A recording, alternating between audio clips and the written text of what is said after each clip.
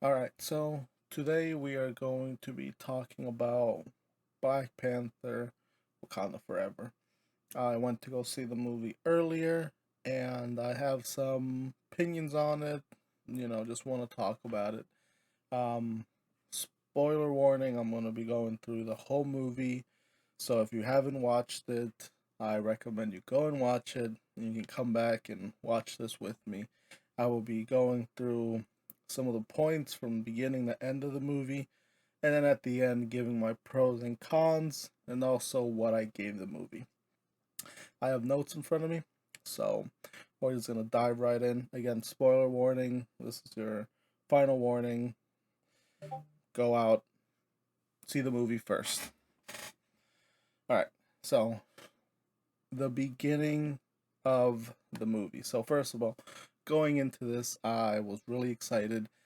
I didn't know where they were gonna go. Um, I was pretty sure Shuri was gonna be the next Black Panther, and that ended up coming true. But I was a little annoyed because I thought it was just gonna be given to her because she is the sister of T'Challa. But I'm glad to say that that did not happen. Um, so let's just dive in from the very beginning.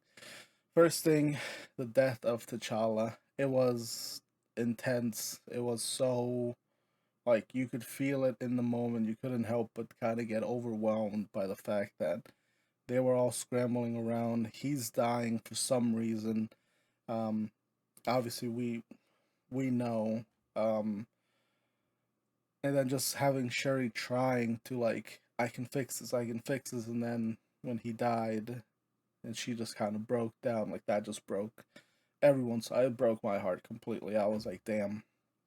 And then the intro, the when the Marvel letters come in, complete silence in my theater. No one said a word. It was just flashbacks of him during his other movies, and it was just you just teared up. Like you could hear people sniffling and everything, but that moment of silence was incredible. Like perfectly done. They didn't have to do anything extra. It was just perfect. Now we go into the whole funeral when they put him in the casket. They take him up. That's sad. Sherry breaks down, and then we go into a year later, and then the queen is in the courtroom or whatever you want to call that, talking to the other nations about how there was a attack on a ship. Oh, sorry, one of their centers where they have vibranium in there. And then you come to find out that it's France, the lady who's right there, that send it out because they want vibranium. They want to use it as weapons, all that kind of stuff. And then the Dora Milaje. That I'm sorry if I'm saying that wrong, but they're an amazing group of women that they just kick everyone's ass, and they were trying to break in. Okoye, everyone was just great. Seeing them back in action, like they never missed a beat. um and then they bring in all the soldiers who broke in. They told them to kneel. It was such a good intro for them. Like they never missed a beat. And then we go back to how they found vibranium in the ocean on the floor. Someone made this machine that detects vibranium now all of a sudden. We'll get into that later. Um, and then we see that they're trying to break it and everything. It's all intense. Now, I'm deathly afraid of water. Like, I will not go. Like, my biggest fear is getting lost out at sea. So having that eerie moment of them just being underwater and having these things fly by, swim by, like it's not like monsters or anything, and it's just the the people that are in the water. But it's so eerie and creepy, and then seeing and hearing that melody. I love how they took that from like the mythology of the sirens or mermaids or whatever, where you sing, they sing. That's how they lure um, fishermen or whatever into the sea, and that's exactly what happened. All of them were just jumping into the water. the two other people had to put plugs in. So then we get to meet Namor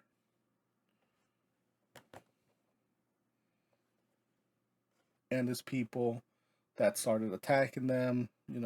They try to escape via helicopter. Namor just flies up, grabs it, and just immediately we get to see that he's very strong, which is a great thing because he is the mutant. He's the first mutant in comics in Marvel. So then we go back to, I don't remember the guy's name. I want to say it's Ross something, but he's for the CIA. We saw him in the first Black Panther movie. They kind of tied him back in here. Very weird that they did, but they just kind of brought him back, and they were like, "Oh, Wakanda's like, oh, there's vibranium somewhere else, and now they're blaming us for this attack when it wasn't us. These people were blue." Um, so we go and we find out that it was the Americans that hired. I don't know if they hired or they bought it off, but it was made by an MIT student, which is Riri Williams. We got to see how and why, she was so smart, and she was kind of running like a side business that she made some of these projects. And we saw that, then Okoye and the Princess Shuri, go off and they try to find her to bring her back because Namor threatened the queen, saying that bring this person who made this machine to find vibranium, or I'm gonna, so I can take them back and kill them or whatever. Because this is endangering not only our people, but vibranium. They could get their hands on it, blah, blah, blah. And then they go off, they find Riri Williams, Okoye, and the Princess Shuri. And they go to the garage to kind of get all their stuff. And just as they're about to, the FBI, CIA, whatever, they're at the door. And then we get to see Riri's MK1 suit, Iron Man suit of armor that she has, that she built and took her months, or I think she said years, to build that suit. Uh, we get another car chase scene, which to me was very weird because like the first one just seemed out of place, and now the fact that they did it again seemed a little out of place. But it's always fun seeing a car chase, so whatever. They do the thing. They get to a bridge where they can lose, the cops, and then out of the water, these whales and killer whales just fly up and throw out some of these Namor people. I don't remember the name of the people. Talakins, whatever their names are. They brought them out, and there's this big fight scene on the bridge, and we get to see Okoye fighting Atuma. Now, Atuma was Namor's right hand man in the comics, so we got to see him, and then Namora, I want to say was her name, Namora. It was kind of like Namora, whatever her name was. We got to see that. The fighting between Okoye and Atuma was awesome. It was the fact that she was able to keep up with him and the little other like sides soldiers that were there, was awesome. Like just being able to see her actually take him on. But obviously, she lost. She got knocked into the water, and then they kidnapped the princess, and they called her the scientist, but it was Riri Williams. So they go, and then Okoye is distraught because they kidnapped the princess. So she goes back to Wakanda. Um, but before that, we see that the CIA and everyone comes to the bridge, and it's the same guy, Ross, who comes in and is trying to figure out, oh, there's been an accident or a fight, the cars aren't here, something happened here. And then we get to see Valeria.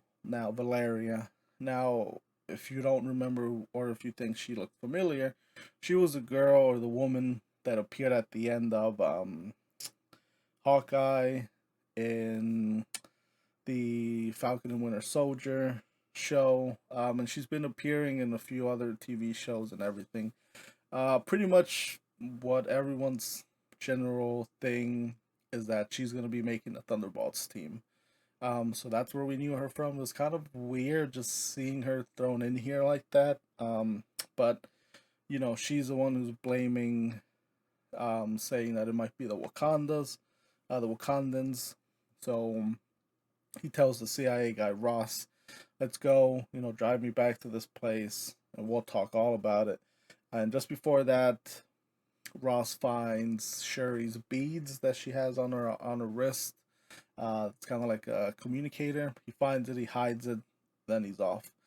They go back to Wakanda, and the Koye is being reamed out for losing the princess. How did you lose? You're a general. You shouldn't have been knocked out. And she was trying to tell them these guys were strong. I thought I killed them, but they came back up, and the guy threw this thing at me, and whatever. The queen banishes Okoye from her post and from, I guess, the Dora Milaje.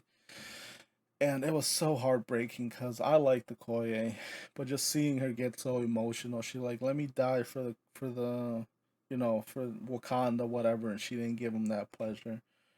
She didn't give her that pleasure. It was sad to see her walk away, but the queen was furious because she lost her. So, fast forward, she decides to go to Nakia. Now, Nakia hasn't been shown up until this part yet, but they did talk about her how after Black Panther T'Challa got snapped away by Thanos, she kind of left. She went to Haiti. So the queen goes and finds her, and we find out that she's like a teacher, and she's teaching these students, and that she's living a better life. The queen is like, I need your help again. You used to be a great spy. My daughter, the princess, was captured. I really need you to go and try to find her. Um, they have a little talk, about why she wasn't there during T'Challa's funeral. We'll get back to that part later. But fast forward, Princess is now with Riri Williams in this cave, and then Namor's like, I want to talk to the princess. So they bring her to him, and he starts telling her all about his past, like how he became to be who he was, about his people. And I gotta say,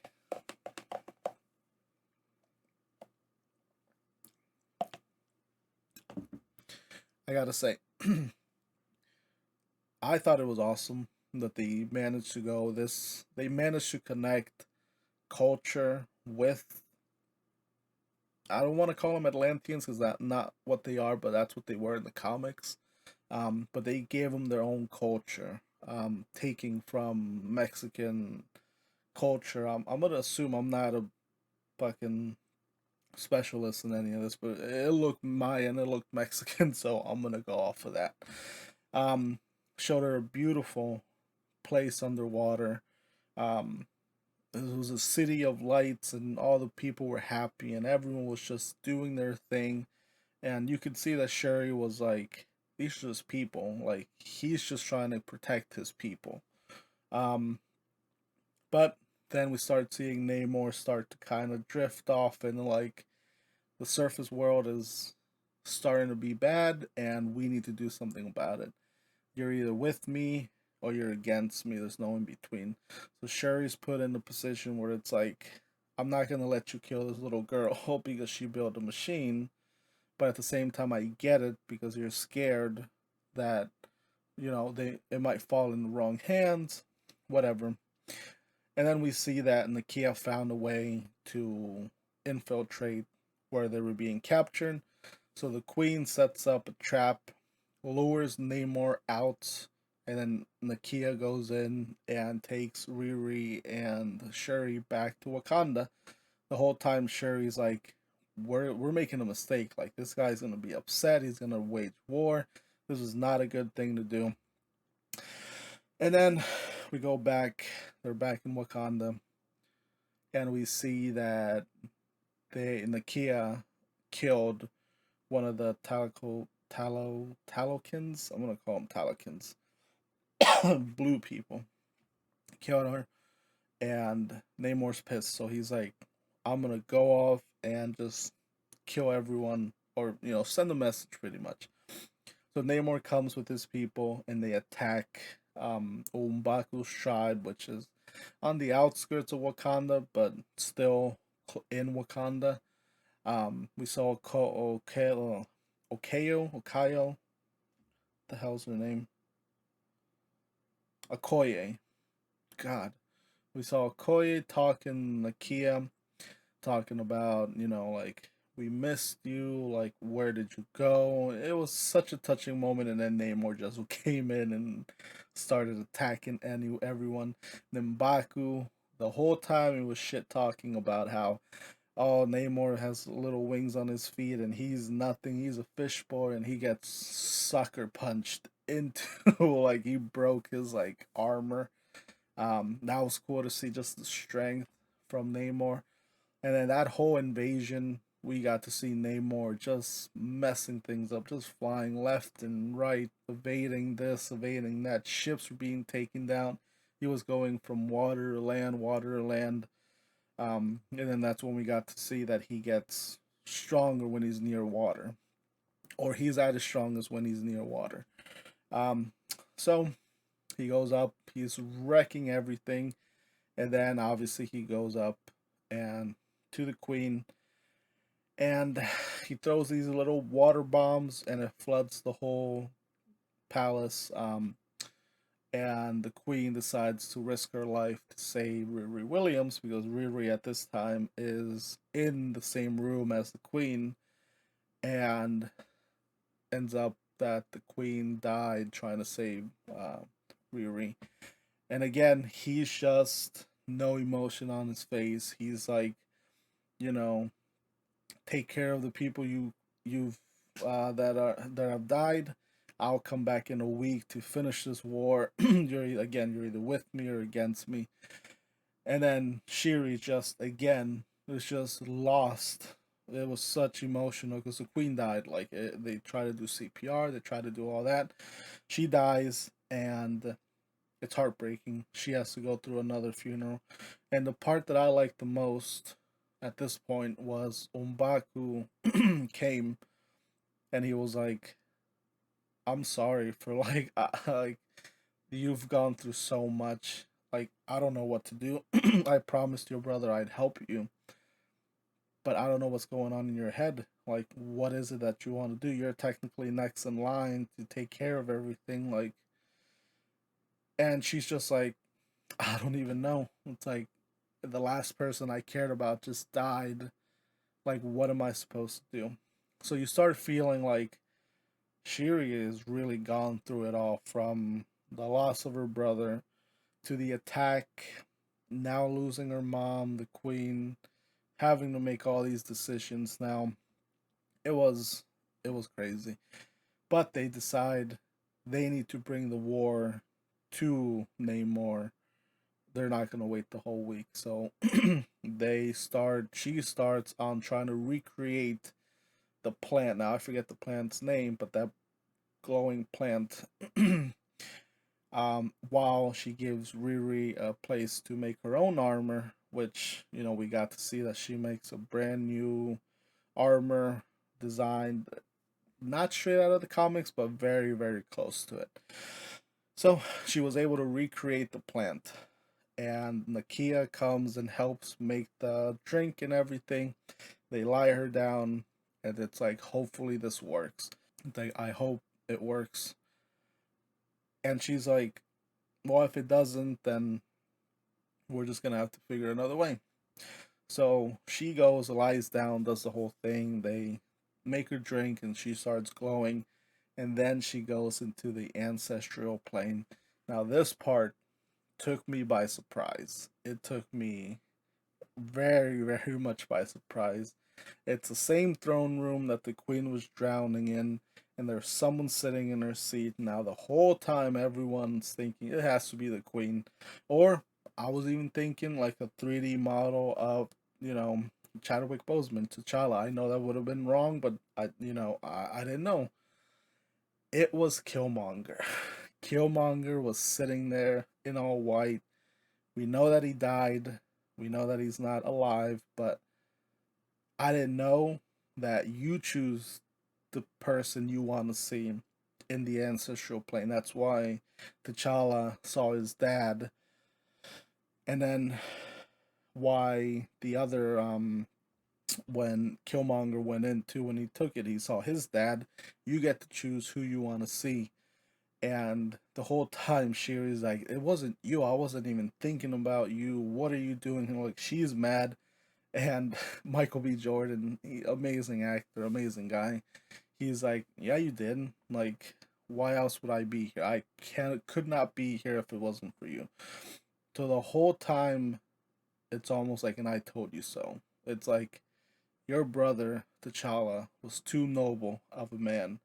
His father was just a straight up murderer. He killed my father. He would have done everything by the books. He would have brought in Riri Williams to Namor and have him kill her, which he made a good point. He would have, because T'Chaka was very much by the rules that Wakanda had set. But just seeing that back and forth, Killmonger was like, "You're like me. Like you want revenge for Namor killing your mom. Like you don't want to talk things out. You don't want to do anything. You want to kill him. That's why I'm here. So do you have the guts to do it or not?" So she wakes up. She's mad as hell because that's who came, and she's like, "Nakia, you lied to me. It didn't work." She didn't tell anyone who he saw or who she saw. Um, but then she punches something and it just cracks and it just breaks and it's like, oh, it worked. You're the next Black Panther. So they go, they have their little meeting, and she appears in her brand new suit and everything, and all the other tribe members are like, yeah, let's do it, let's go. And Umbaku's like, we really shouldn't kill him because they call him, let's see if I can remember this, they call him Kukulkan, which is the feather serpent god. We would be killing a god. We would be killing their god. This would wage war for millennia if we killed their god. But Shuri's not having it. She's like, "You're weak, like when the moment comes, I'm taking him down. Like there's no remorse. He took one of ours, I'm taking him." And Umbaku's just like, what can he do? He's like, all right, whatever. Go. They get their ships ready and everything. They're about to go out. They go out and they lower Namor out onto the middle of the Atlantic Ocean. Um, they have a big Wakandan ship and they pretty much start fighting. Everyone starts fighting. And then we get to see Riri Williams' new suit, the red and bluish, black, goldish, whatever. It was awesome. Now I know the 3D was a little off. It was a little, whatever. It's I don't know. The CGI, what are you gonna do? I know it's a multi-million-dollar company. They have workers and everything, but whatever. I wasn't too concerned about the suit. It was cool. It had all the lasers, the gadgets. It could fly. I didn't care. So they found out that Namor gathers his strength from being near water or being wet. So they decide to trap him in the ship and kind of put like heaters on him. And once they do that, they kind of find that Namor is starting to get weak. So Shuri's just enjoying it, but Namor's like, I gotta get out of here. So he starts breaking the ship, and Shuri's like, fly me to the desert, as far away as water as you can get. They fight, and Namor just breaks the ship. They land near a beach, and they're both just going at it. Shuri breaks one of his wings, which really his mobility is a lot of what his fighting is. So he was grounded pretty much. They fought, and it looked like Shuri was done because he stabbed her, but he was like, "I'm gonna walk away.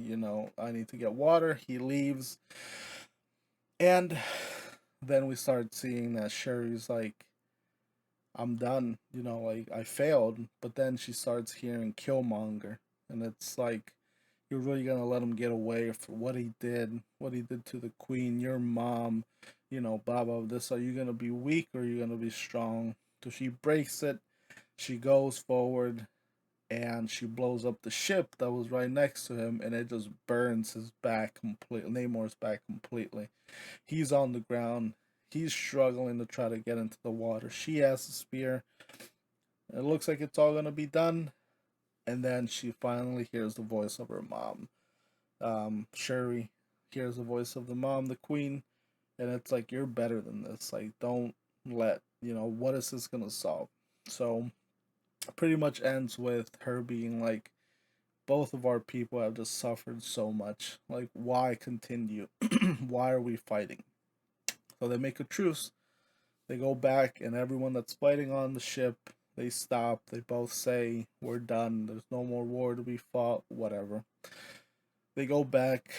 Everyone's celebrating in Wakanda. They're fixing everything, and then we go back to Namor in his place, and Namora, whatever the other girl was named. It's like you're weak. Like, why would you give in to Wakandans and their demands?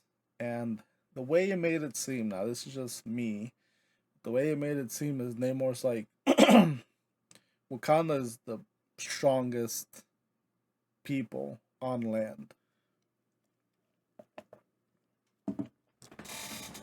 Wakanda's the strongest people we have on land. If we can get them to be our allies, we'll be set. So, that's kind of how it ended with them. And then we go, and Sherry's like, I'm done. There's one thing I gotta do left. And she goes to meet Nakia for one last time to burn her religious, I don't know if religious or ceremonial robe that she wore twice for both of the funeral to T'Challa and to the Queen. Because the Queen, her mom said this is the only way you can get through a loss, is burning your robe that you wore during the ceremony. So she goes, she burns it, and this whole time she's just sitting there on the beach, burning it, and then just thinking about T'Challa, and we get a little montage of just T'Challa with her, like having fun, joking around. It was sad. It did make me tear up. Um, and then we see Nakia come back. That was the end. We saw Nakia come back at the post credit scene, saying that this is my son. This is your aunt. This is your nephew. And Cher is in complete shock. It's like, who's this? What's going on? And she pretty much said that, after T'Challa got snapped away, she decided to move to Haiti because raising a baby in that kind of state of mind that everyone was half the people disappeared, Thanos was still running amok, everything was just, you know, out of sorts. They didn't want to have the child grow up in that kind of world. And then we saw that when T'Challa came back, he was the one who told Nakia, "Don't come to my funeral if I ever, whatever. I don't want my son to see me like that. It's better for you to just stay over there." So that's why we get why she didn't come to the funeral. And then we find out that his Wakandan name, I forget what his Haitian name was, but his Wakandan name is T'Challa. So he is Prince T'Challa. So he is going to be the next Black Panther. That was pretty much a synopsis of the whole movie that I could at least remember. Now we're gonna get to pros and cons, at least personally for me. So the pros are a lot. They kind of outweigh the cons, but the pros definitely have to be Namor being introduced, Namor as a mutant, being alive for thousands of years, hundreds of years, whatever. It was awesome. and I'm so glad they didn't kill him. I would have been very upset if they killed him off. I hope we get to see a lot more of him. We got a very brief but not forced intro to Riri Williams, Ironheart. We know her show's coming out sometime next year. This is a very good intro to her. She played the role perfect. The actress, I don't know her name, but she played her perfect. It was fun watching her on screen. I can't wait to see her show. Okoye and the whole Dora Milaje and the Kia, they were just delightful. Like, that's how you do women leads. Like, make them like, I don't care about the whole strong and independent thing. They held their own during the story. Like, that's how you make female leads, not just by using the fact that they're women that this is going to be a great movie. No, they held their own. They acted their asses off. They were just funny. They were awesome. Like, I love the whole Dora Milaje, Nakia, um, even the Queen, the Mother, Shuri. All of them were just awesome. It was just an awesome cast that they had, holding it down pretty much. Um, and the final pro definitely had to be the fact that we kind of got that Chadwick Boseman like book closed. Like, a lot of people were wondering what's gonna happen. How are they gonna do it? Like, how are they going to replace Black Panther? And Shuri deserved it. Like, that's the thing. Like, I was so scared that they were just gonna be like, "Oh, here you go, do this, drink this. You're the next Black Panther." They did not do that at all. She suffered a lot during this movie. She lost a lot. She deserved the title of Black Panther. So when she finally got it, it was a relief. It was kind of dark because she almost went the wrong way, like Killmonger, but she found herself at the end. It was amazing. So those were the pros. Now, time for the cons. As much as I want to say this was the best movie ever, it was far from it. The whole CIA, the Ross guy and Valerie, seeing her there, it was weird. Like, it took you away from so much emotion that Shuri was going through, Wakanda was going through, even the Namor and his people, the Talokan's people. It took away from their sentiments, their emotions, like nothing.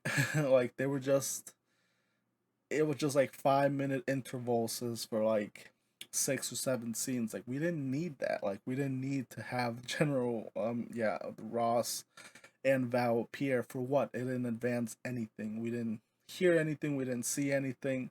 We didn't even hear any mention of like any team that she's building. None of that. It was so weird. I did not like that at all. Con number two, I'm, and I'm being as honestly as I can. They took the same approach they did with Black Panther One. It was about, emotion. It was about being an outcast, and it was about almost doing the right thing but not doing the right thing. So Shuri pretty much had to get over the fact that, a lot of people have died, and then when she had the chance, she's like, yeah, it's all about vengeance. And then at the end, she learned. Same thing with T'Challa and Black Panther 1. He became Black Panther, and then Killmonger came in, and then he got mad, and it's like, oh, blah, blah. So I didn't like the way the story didn't really grab anything. It was very emotional. I get it. And honestly, if it wasn't for, and this might sound bad, but if it wasn't for Chadwick, the movie would have had no real emotion to it, no real nothing to it. But again, that's just me, my opinion. And then the last con that I probably had to give is parts of it went by so fast that I wanted them to slow down, and other parts that didn't need to go fast went really slow, or vice versa. Like when Okoye was talking to Nakia about how everything during the snap and everything, that was interesting. I was like, damn, like, yeah, because that was, Black Panther T'Challa did get dusted away. Like, Nakia was pregnant, like, she had to leave, like, and then boom, Namor attacks, or we see the Queen talking to Riri Williams, and then boom, Namor attacks. all that kind of stuff. I don't know. There were just some parts of the movie that I felt could slow down, but they didn't, and then other parts that could speed up, and they didn't. You know. So now, time for the conclusion.